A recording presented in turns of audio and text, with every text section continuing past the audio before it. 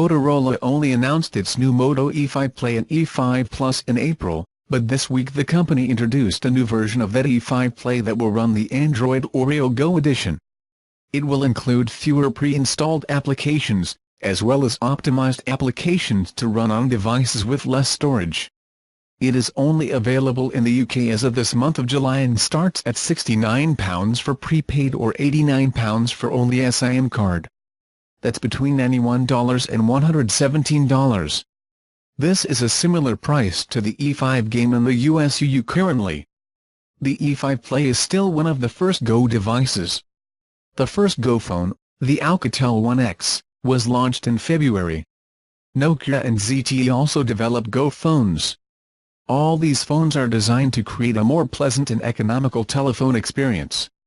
The E5 includes some more premium features, including a fingerprint sensor and a 5.3-inch screen with an aspect ratio of 18:9.